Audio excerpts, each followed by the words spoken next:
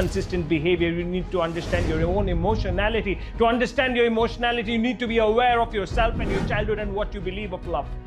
If you don't do that kind of work, you're not going to be there to understand a man and integrate with him and make the husband out of him and make a father out of him. And if we unsee the journey of a man and we just want to see a husband out of him, outside of seeing where he's come from and how his systems are built, it's going to be a problem. Good evening, ladies and gentlemen. It's lovely to, mostly ladies. Right. I see 80% of this crowd is women, 20% is men. Did you want to come here? Well, I'm glad you're here. I'm glad you're here. Thanks for supporting your wives, We just want you to have, come here with an openness of receiving what I'm just about to say. This is not to blame any of you. This is just to tell you the truth of how we work. When I say we, it's men. And it's exciting to see 80% women here wanting to know what men really want and who men are. While I go through this process with all of you, again, something that I constantly disclaim in my sessions here is keep an open mind. This is not for you to blame. This is only for you to understand the gender, understand how we work. And I can't generalize men under this, but from my experience of years with working with men and women, this is just based off that and based off psychology. Welcome. Men. Men. Right, coming from a man. We grew up different. We grew up in houses that were very different. As a boy, when we were growing up, in our houses, we probably saw a lot of conflict, or we saw absolute absence of emotional expression, where either mom and dad are constantly fighting over money, or who's better, or in-laws, or their own systems, their own emotional dysregulation. Where if there's a lot of conflict in a household, a boy would very quickly kind of enmesh into that and not be a problem. If there's no emotional expression in a household, a boy would learn to keep silent, keep quiet, keep things to themselves. And these things really affect how we become eventually. And if we unsee the journey of a man and we just want to see a husband out of him, outside of seeing where he's come from and how his systems are built, it's going to be a problem. Because as women, we've got a structure of what a husband should look like, what a husband should do, how he should smile, how he should talk, how he should protect, how he should provide, how he should reassure, how he should respect, how he should fit into all the boxes that I have as a woman. And that's what all of us want, right? It's an ideal world and we want that kind of a husband and this kind of a wife. But I just want you to now walk into the reality of your lives individually. What we've been facing here with men is not just how they want to show up as a husband. It's everything that they go through in their day-to-day, everything that they've experienced from childhood to adolescence to early adulthood and now in this role of a husband. Right, and when I say a lot of things about men here, a lot of you might get triggered.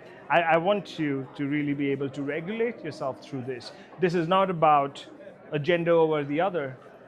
This is not about saying what's right and what's wrong. This is not about walking over all of you as to what you expect from men, and those expectations are absolutely fine.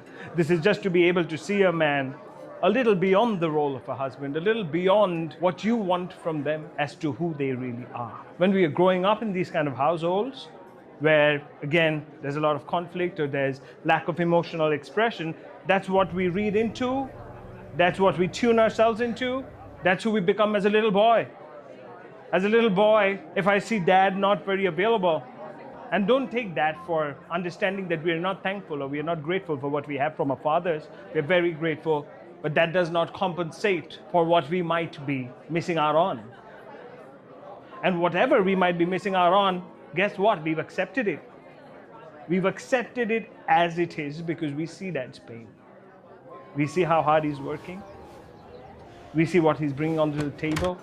We see him going back to work when he doesn't want to. We see him hiding his pain, hiding his tears. We see that in our father. And when we see that in our father, my father is so overwhelmed with the work that he does to provide for us. Mom does feel unseen. Mom does feel unheard. Mom looks alone. Mom looks sad. Mom doesn't have the partnership that she would have liked from dad. But for me as a 5-year-old to walk out and see dad so stressed and mom so unseen, there's so much empathy that I feel for them.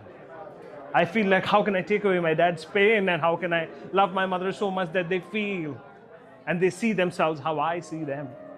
When a household has money problems, when a household has lack of emotional expression, when a household has a couple that's not functioning at the same level, it's all experienced by that boy. A boy works a little differently from a girl. A boy is not complaining. A boy is just picking up the room, trying not to be a problem to dad, is feeling dad's pain. Trying not to be a problem to mom is feeling mom's pain. And when they choose not to become a problem and not upset them and not disappoint them more than the world that is already disappointing them, a boy starts to keep to himself. Keeping to himself is protecting parents from parenting. At a young age, we feel like there's so much happening at home. I don't want to add to that. At that point, no one really teaches us how to do it. But the only way that we think we can do is stop expressing your pains. Stop saying it's hard. Stop saying you're sad.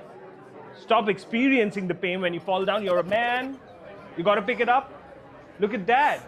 He's got so much pain. Look at mom. She's got so much pain. Your pain is negligible.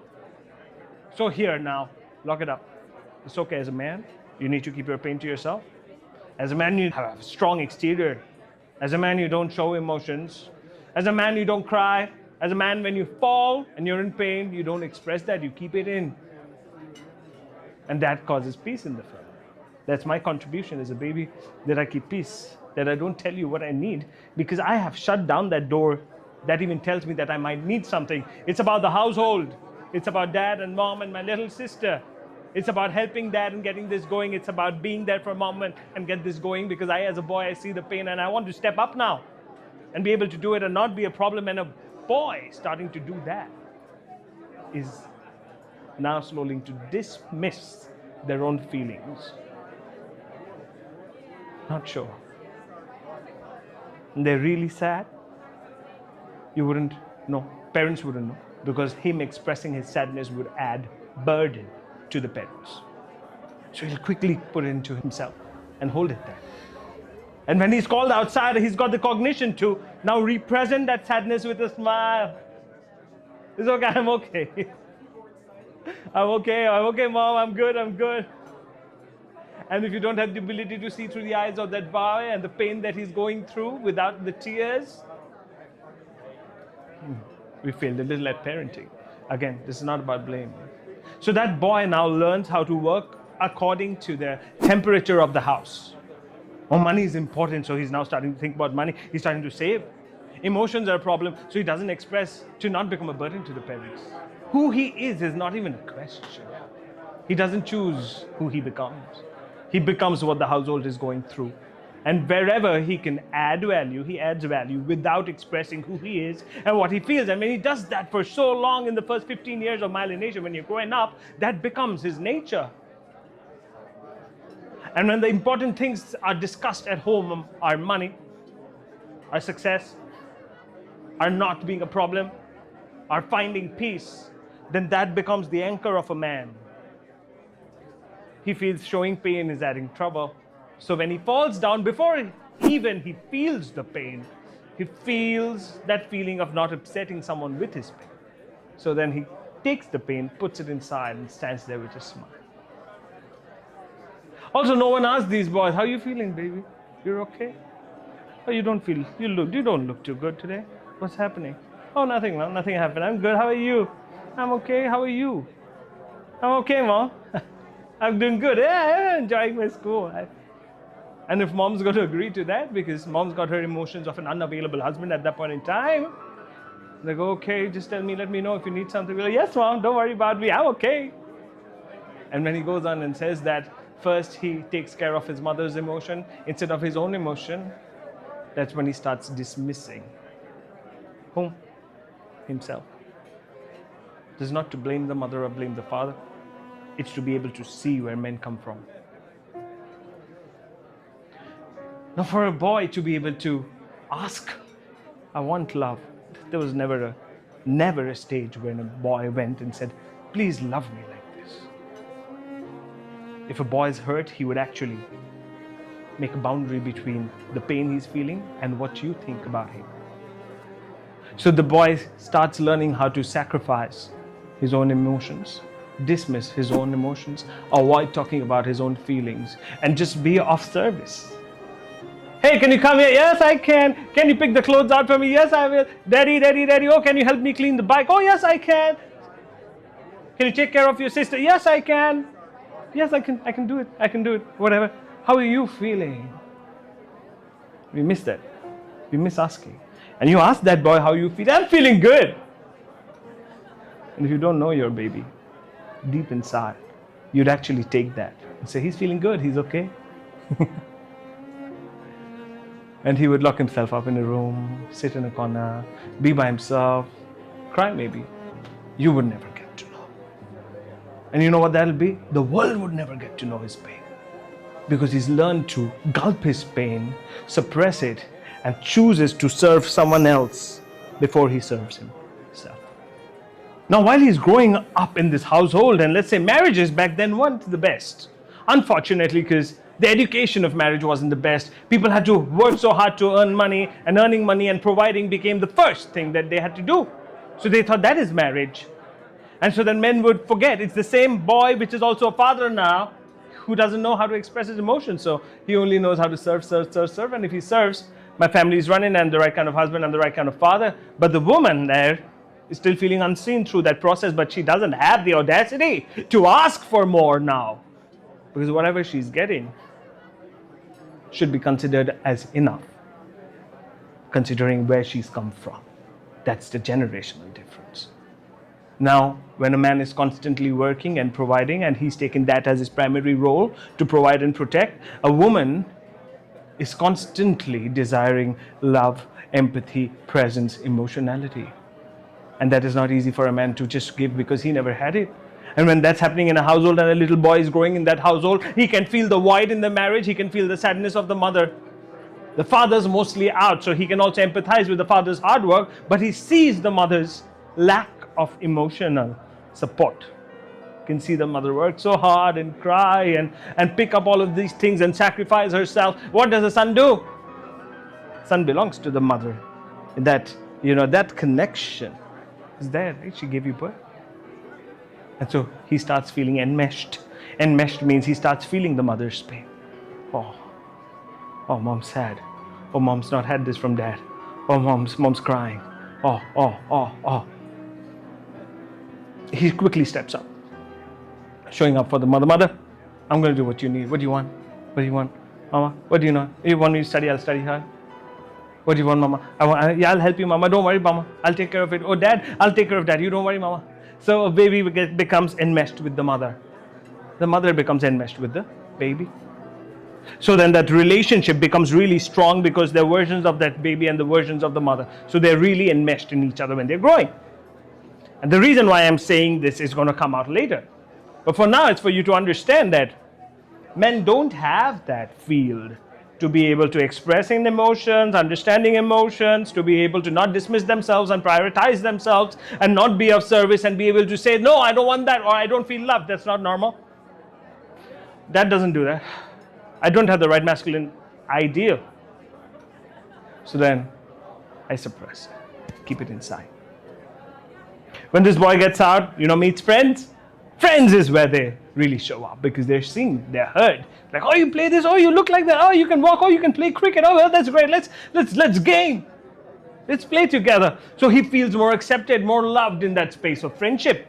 So when men create friendships during those times, friendship becomes real tight.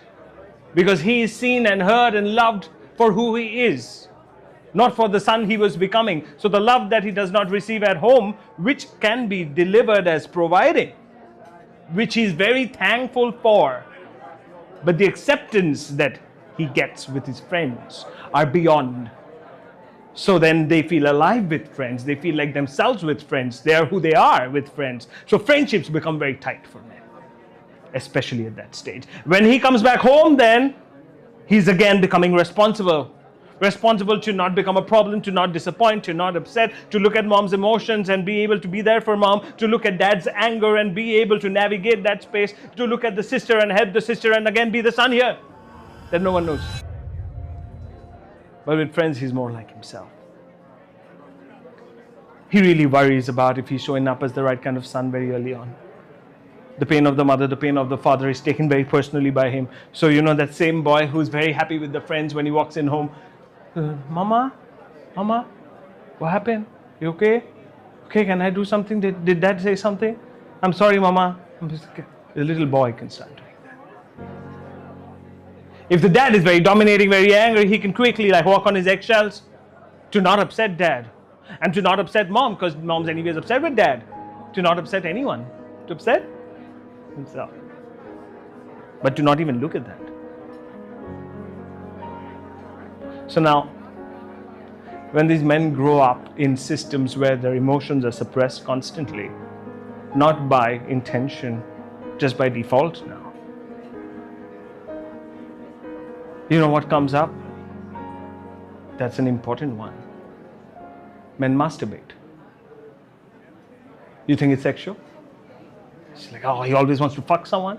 He always wants to masturbate. No. Masturbation delivers dopamine. So when a boy is going through constant sadness, and if he's now open to masturbation, that is probably peer taught, he will masturbate multiple times a day. Why? Because he's sexually attracted? No. Because the feeling of an ejaculation would now release oxytocin and dopamine in his brain. That feeling will make him feel a little out of the story he's living. That's why a lot of men get addicted to masturbation. Not because it's sex. Because the feeling that masturbation gives is out of the story he's living in. And you can hold gaming equal to masturbation. When they go into, have you seen men game all the time? Have you seen Dota and God of Wars and PUBG? You see men play all the time. They can be on the screen and what is that? It's coping. Why? They're getting out of the life that they have. And when they're now playing, they're in a different world. And that is a fantasy world. And makes them feel real. Makes them feel like they're living. So gaming and masturbation are not what it looks like. These are coping mechanisms of men. They cope with the feeling that they don't see because they're not emotionally attuned to what they're feeling. So then they quickly, this is like a quick fix to what they're feeling through the day, quickly go shag off. And when they feel that, I feel a little more relaxed. But they, of course, loop back in. When they're playing a game for an hour, they're feeling really invigorated by it. They're a different system. When they're out, they're back into their hole. A lot of men feel guilt for masturbating. Wrong emotion. They shouldn't. They should understand why masturbate, to not use masturbate as a coping mechanism, but no one taught them. They don't have people to say, hey, I masturbate too much and I'm getting worried, I feel a little guilty. No, they don't have that space. They don't have the space with anyone. That's men. Right? The pains that they go through, the shame that they feel, the blame that they pick up, it's within their heart. You'll never be able to see it.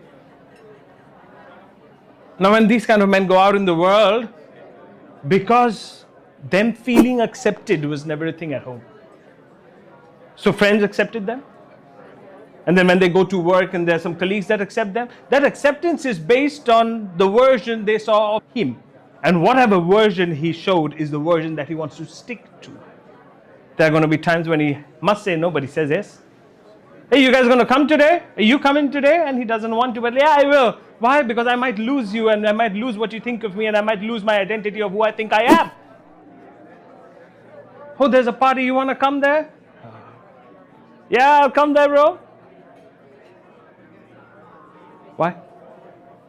Because he can feel accepted. He can feel like he's a part of something. He can feel like, that I am seen the way I am, even if he doesn't want to. So for a lot of men to say no is not a decision-making process. It's a nervous system situation. If I say no, I might lose what I have. And what he has is not friendship, but identity. A narrative of who I am that was created long back. So for him to say no becomes losing that identity, not the people.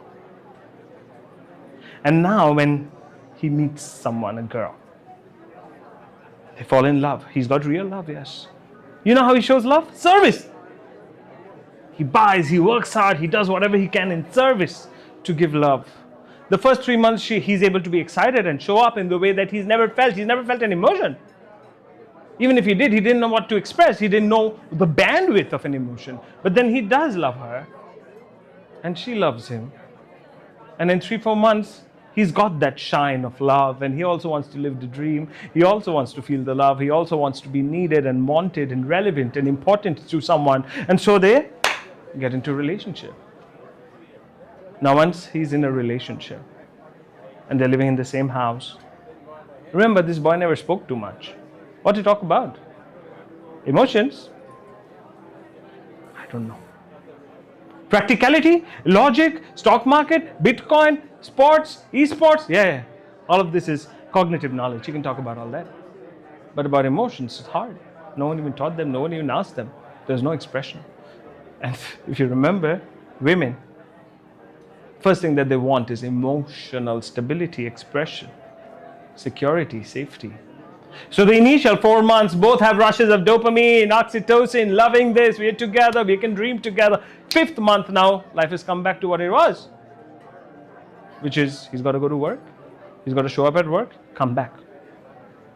When he does that and comes back, the temperature is not how it used to be in the first 4 months. Of course not. Life has gone back to normal. When life goes back to normal for him, what does home mean for him? Home means not upsetting someone. Home means I'm taking the responsibility to run the home. Home means providing. Home means not disappointing.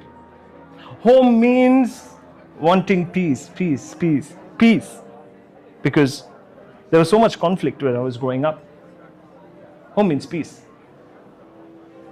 And so when he comes home, he wants to de-stress. Now he's an adult, so he wants to de-stress, and he hasn't seen those conditions that brought him up. He doesn't know the beliefs, he doesn't know the values, he doesn't know who he's become, but he knows who he is right now in the narrative of who he thinks he is.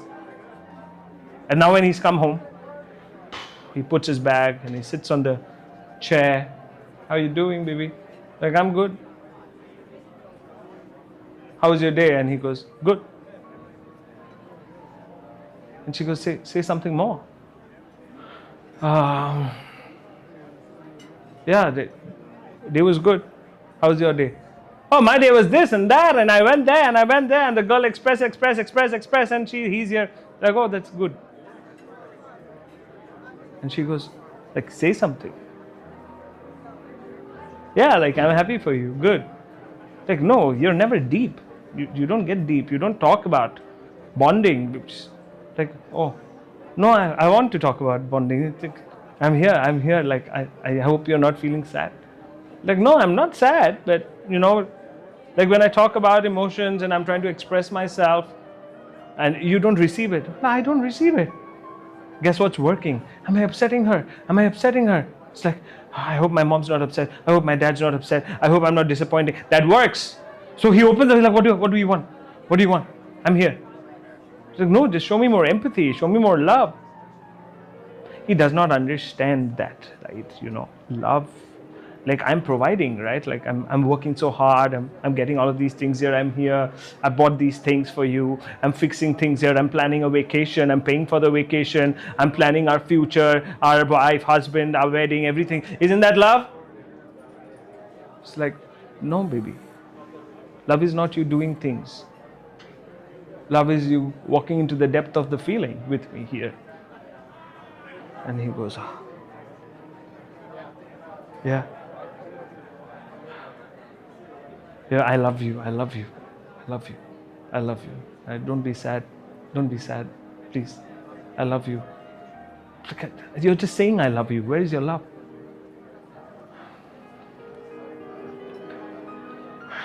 I love you, I don't want you to feel this way. I love you. It's like, you're just saying you love me. Where is the love? Like I love you. I love everything about you, and I work so hard for you. Like that, you work hard for yourself. I love you, baby. I love you. Don't be upset. Like, what do you want? Can I do something? Because I really love you. You stop saying that you love me. When that comes, that voice, tone, and women, if you're here, You got to make a note of this. Tone. Tone is your game with your man.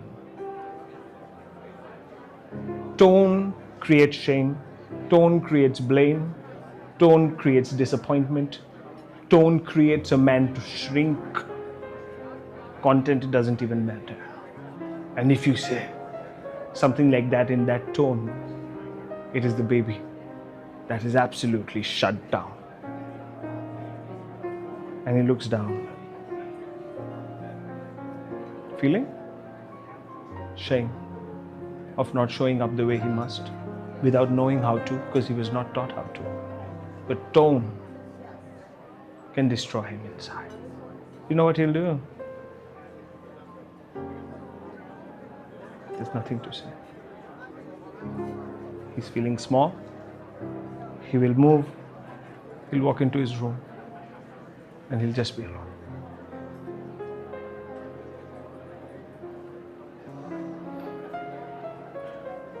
He's going to come around and say, I'm sorry. I'm really sorry. Really sorry. I will work on this. I will do better next time. She's anxious too.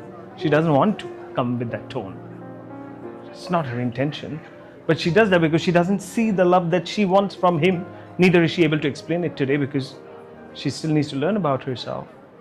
But he is feeling disappointed and upset and ashamed of who he is today in this relationship. Because everything that he does here is still not mattering. He thought it would. But it's not. But he does come back, I'm sorry, I'll really work on this. And he says, I will work on this. And she is sold on that he will work on it. How to work on it? How? It's a system, right?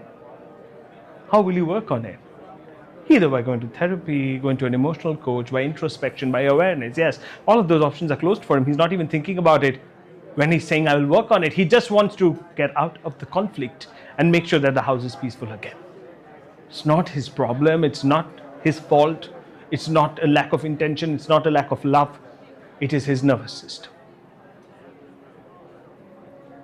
So every time there's deep emotions that you ask of him, he's blank. That doesn't mean there's lack of emotion. That is the inability to express how much I love you. I can show you in my work, in service, like, what do you want from me? I'll take care of your mother, I'll take care of your father, I'll fix your shoes, I will pay for you, I will do everything, I'll sacrifice myself, I'll work for 24 hours. He can do in service. That's not the kind of love she's looking for. But that's the only kind of love he knows.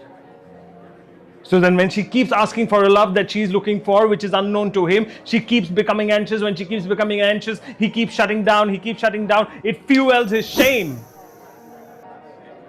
his blame within his head. And then he starts withdrawing. When he withdraws, he's more silent. He has nothing to say. Nothing to say. No expression. Now it becomes his regular. So these wives, you'll hear them complain, he doesn't even talk to me. He's not even interested in me. He doesn't even want to know what I feel. He doesn't even tell me his stories. I ask him about his day, he says good or bad. I tell him a story of mine, he says good or bad. I give him a problem, he solves my problem. What is that? Because he only knows how to solve problems.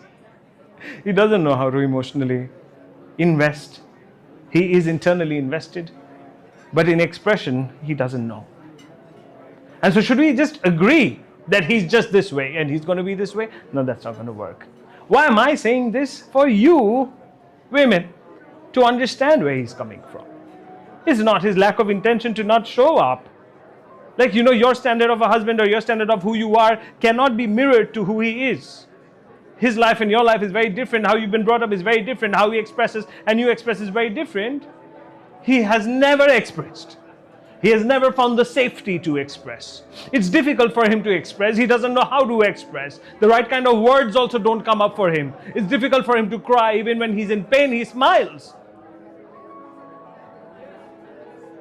So then when we walk in as women to expect this from our husband without knowing that this person doesn't know how to do it, and let us work together for you to learn how to do it, instead of let me expect this is all that I want from you, then he's going to go more into shame. He's going to suppress. He's going to go further away. You're not going to have him. He's going to be inexistent. Not because he wants to make you feel that way. It's because he feels small. Do you know what goes on within his head? Service, care, providing, constantly. Plus stigma of being a man. Am I enough? Look at people my age, where they're doing, what are they doing, how far they've gone, bought a house, bought a car, comparison. At work with the manager, feeling, am I enough? Or am I not going to lose my job? Is constant. So there's shame, there's blame, there's comparison, there's stigma that they're going through within. And if you don't know that they're going through it, they don't feel you're a safe space. And if you cannot create a safe space for a man, you'll never have the man. Safe space cannot be created if you're still dysregulating. You dysregulate 5 times, 10 times, 20, 25, 30, 35. Now it's going to be defined that she will not get it. So I'm just here to just be here. And I'll do whatever I can for you. Will he break up? He doesn't disappoint. So he will sit sad and he will not break up. But if you're not able to see him beyond who he is, he's not going to be able to see himself. And then from that point won't be able to see you. I am sorry if I'm going to sound like both of us need to work. Yes, both of us need to work, the woman and the man, but the woman has a little more power of emotional introspection, emotional regulation, emotional expression, and emotional understanding. Right? That's just how it is. And she can feel more, express more, see more, absorb more, express and regulate more, which means it's a ground for the man to start learning. But if the woman comes from a direct expectation of this is what I want, and I don't get this, and since I don't get this, I dysregulate, it's just going to make it very unsafe for the man. When the man gets unsafe, it's not safety. This is not murder. This is not that safety. This is emotional safety. This is nervous system safety. This is something that the man or the boy has constantly felt unsafe to not express who he is. Half the people that he met don't even know who he is. 20 years of a friendship, they don't even know the cracks in his heart. They only know a version of him that he is comfortable expressing. You as a wife have that whole responsibility to create a safe space for him to be himself. And himself, man, himself is not just keeping peace and not showing up. When you have that safety, you know you need to push your buttons to change your emotionality, to try to express slowly. It's going to be slow, but you got to try. But if you don't try, that's when they become anxious. If you're going to stop trying, if you think providing is presence, if you think, doing services is empathy, it's going to be a problem. And men are closed. So when men start opening up when there's safety, when there's acceptance, when there's acknowledgement from the woman. When men come from that space of knowing that I will not be judged and what I say will not be taken in the wrong way, and I will have the time to process my things in my own way but not escape from it, men will start opening. The time to process an emotion, trying to resolve a conflict for a woman is, for a man he takes time. He'll take time to process. Emotions are not his game. Not that it's derogatory, it's very important, he knows it. He suffers from it. But if there's a conflict and you want a resolution fast, he will take time. Yes, he will have to go back, understand what happened, what didn't happen, what should I do, how should I do. And if you're not in the process with him in resolution, first resolving himself and then resolving the conflict, he's going to be working from his nervous system. He's working hard, isn't he? Right. In a way, is he waking up in the morning, doing the things he should, he's showing up in the role, showing up in the service, going out to the world, coming back, taking care of you. He's doing his share. But we want him to really show up in the way he must, which is emotionally. It is for you to understand that boys will shed into men. Men will shed into husbands. Girls will shed into women, and women will shed into wives. It is not the same boy that can be a husband. It is not the same man. So both of you will need to shed, become naked, and then integrate. But it is very important to understand the more women get anxious, they dysregulate. When they dysregulate, it tells the nervous system of the man that this is unsafe. When it's unsafe, they just don't express. And from that point in time, it defines them as this is not a safe place, and they pull back, and withdraw. When they've withdrawn, no matter what you do, ma'am, it's very tough to get them out. How should it work? First, awareness. It's very easy to blame him, very easy to blame her. This is not a game of blame. This is not a game of shame. This is a game of understanding each other from the depth of who you are. And if you're going to constantly look at other husbands and say, hey, my husband's like this, if you're going to constantly look at other wives and say, oh, my wife is like this, then that is not marriage. Comparison is not marriage. He's not got a course in becoming a husband. You don't have a course in becoming a wife. So if you don't see each other for what it is and then discuss this, he can feel so much shame that his defenses could be really high. So when you speak to him and you say, you're really defensive, oh, that's going to give you more defense. It is a babe. I sense a little defense, and that's okay. I feel like you feel that I'm starting to walk over you or I'm blaming you. That's not what it is. I want you to take your time, take 10 minutes, get out of that and come back. Don't worry about it. I'm here. I love you. This space is safe. When you do that, he forces himself to see the defense, walk over the defense, and comes out with an open mind. That is the work that you do in a marriage. But if you paint each other as defensive, anxious, avoidant, then it's over, right? You've already painted your partners without working on each other and yourselves. You can't just say men are avoidant. It's a nervous system. If you want it to function, you have to get to understand men. To understand men, you have to create safety. To create safety, you need to have consistent behavior. To have consistent behavior, you need to understand your own emotionality. To understand your emotionality, you need to be aware of yourself and your childhood and what you believe of love. If you don't do that kind of work, you're not going to be there to understand a man and integrate with him and make the husband out of him and make a father out of him. Because that is there within them. But when they have to constantly prove, then they're going to break. They feel like, oh, that's how my life was. Proved at home, proving at work, proving with friends, not proving with you. There's nothing to prove. But there is intention to show up. But, this man is not going to show up if he's constantly feeling shame. And just because I'm talking about men today doesn't mean it does not count for women. It's that exact same thing with anxiety with women. The only intention that I have here is to please leave the space open for a man to express and feel safe. For a woman to see that the love that I want from him is not that the love that he knows. And so it is my job to teach him the love and for him to open up and receive that variation of love. And then slowly when he starts loving me that way, to appreciate him and acknowledge him so that there's a milestone in his head that he understands, oh, this is the love you want? Okay, now I understand. And he makes a checklist and he now starts to love you in a way that you want. But for you to naturally expect him to love in a way that you want, that is magic. That is not going to happen because he's never received that kind of love. Do not sit there pointing fingers at each other. Point a finger at yourself. Husband is not a healer. Wife is not only going to keep holding her emotions for you to change. It is your job to change as a husband. It is your job to regulate your emotions as a wife. The space is going to be unsafe. The man will never show up. If the love is going to be inconsistent, the woman will never show up. So then it is for both of you to talk. Get to a space.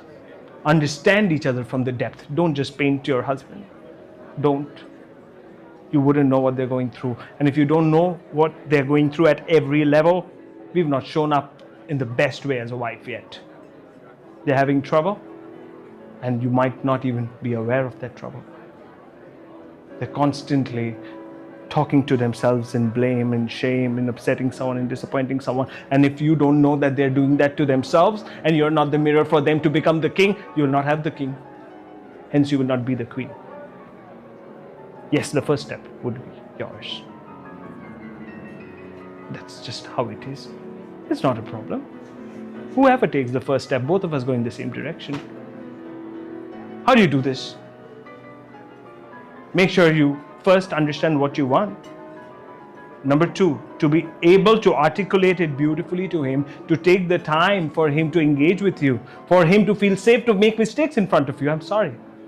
Take accountability. To be able to not repeat the same things. For him to even feel what he's feeling, which must be blocked for so many years. That doesn't mean he doesn't love you. Isn't that his job? Yes, it is. Well, aren't you his wife? To enable him to do that? Isn't he your husband to enable you to become better? But when you think that he's going to be my healer and he's going to hold my anxiety, he's going to hold my panic, no, he doesn't. He cannot right now. He can't even feel his own emotions. He's probably as much in the water as you are. So these natural expectations of what we should be to each other is not going to work. Your marriage is different. So you need to accept him from the core of who he is, from his birth to who he is today, vice versa. Or if you're only going to come with the expectations you have from him, and you have a picture of what a husband should be, and he should fit that, he's only going to feel like he's got to prove himself. From that space, he's going to feel unsafe. From the lack of safety, he's going to withdraw. When he withdraws, he's going to go into his own head, and you'll never know anything about him. And you wouldn't like that life. I'm saying, come to the same place. Know that you have flaws, know that he has flaws. Choose to work with each other, work on each other. Instead of blaming and shaming each other, say that, hey babe, I saw you get a little anxious. Is there something I can do? Hey babe, I feel like you feel I'm unsafe right now. Can I change anything about it? Hey babe, I'm feeling defensive. Hey babe, I'm getting a panic. Just open what you're feeling in your body instead of saying what you must. There's a difference between you and your behavior. Your behavior is coming from your nervous system. You are different. When you say, this is not love, that is not you. That is you feeling unloved. So if you don't understand the difference between how you're behaving and who you are, how do you think he's going to understand who you are and how you're behaving? He's going to paint you on the basis of the behavior you display. And if this marriage is not as important to you for you to work on every aspect of event, belief, thought, emotion, behavior, habit, characteristic, then your destiny is not in your hand. Marriage is not supposed to be fruity today. Marriage is integration. The more your husband feels shame and blame, he will withdraw. The more the wife feels unseen and unheard, she will be anxious. Please take the time to open each other up. Not come from resentment, not come from historical evidence, not come from complaints and blames of the past. To be able to now let go and refresh this from a new intention of who he wants to be and who you should be. And to be able to now integrate and walk this path together. Otherwise, it's easy to blame, isn't it? Take the time to understand men. If you're a wife today, show up in your 100% capacity to bring out the 100% in him in the way that's acceptable to him in his nervous system. Vice versa. That's only when marriage feels great. If you're not able to see each other's cons, if you're not able to mirror each other, if you're not able to see the deficiencies in each other and enable each other to grow, to make a safe, secure environment that he never has anywhere else. So that's why there is home and that's why there is you. There's no judgment from you, isn't there? There's only love from you. And sometimes you as the wife will become the mother to him, will become the daughter to him, will become the sister to him, and your husband will sometimes become the father to you, the brother to you, and the son to you. So you will walk into variations of the masculine and feminine, and that's how you will integrate. When you integrate from that space, your husband has one core strength, and that is you. And that's what you need to be. Thank you.